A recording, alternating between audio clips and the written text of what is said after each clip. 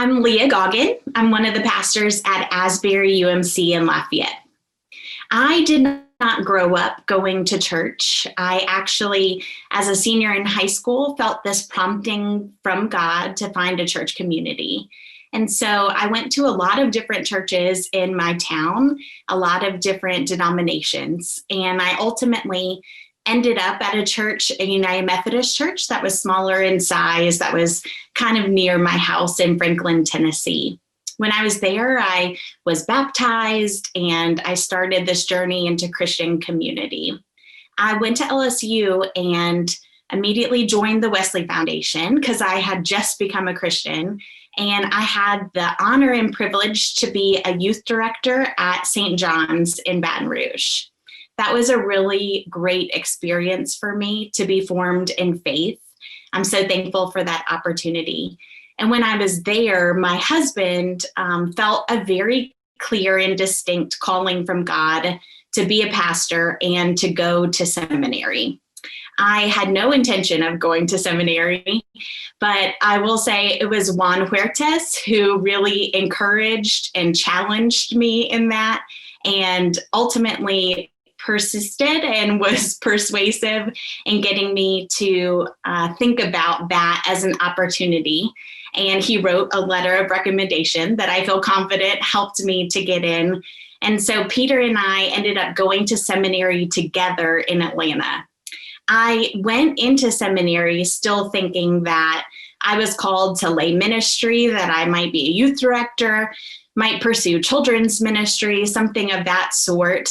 But when I was in seminary, I had this clearer call from God that it was ordained ministry that I should be seeking. It was a little frustrating though, because while my husband had felt this really clear call to be a pastor in the church, I felt a call to ordained ministry, but I didn't yet know what that really meant for my life. So after some discernment, I ended up on the elder track, and I lived into that for a few years, and I had some really great experiences, but ultimately I realized that was not where God was calling me to be. And so I'm really thankful for the support that I got for me to continue this time of discernment, for me to think about where God was really calling me to find my place. And so I feel really fortunate. When I was in Shreveport, I got to work with Mimi McDowell, and she's a deacon. And so I got to see the call of a deacon and a deacon living out that role in their lives. And I ultimately decided deacon was where I thought I needed to be. And as soon as I moved to the deacon track, I just felt this sense of peace, this way of being at home, that really was my calling and my place. And so I'm so excited to be ordained as a deacon.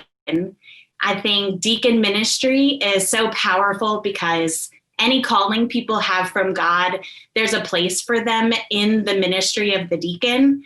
I love that there's diversity, that people are deacons both inside and outside of the church. And it just feels like a really honest place for people to be living out their call from God. There are so many great stories in ministry. I would have a hard time picking just one story, but I will say the most laughter and joy and actually honesty that I have experienced in ministry has come when I have been in ministry with youth and children. I think that they have a lot to teach us about the joyfulness of being Christ followers, and also just the honesty and what it looks like to ask questions about our faith, about God, and how we can be people of Jesus in the world. I am thankful for so many folks over my journey. I have to mention Juan Huertas, as I already said, really got me into thinking about ordained ministry. Sarah Shoup, also a deacon, and the ministry and people of St. John's.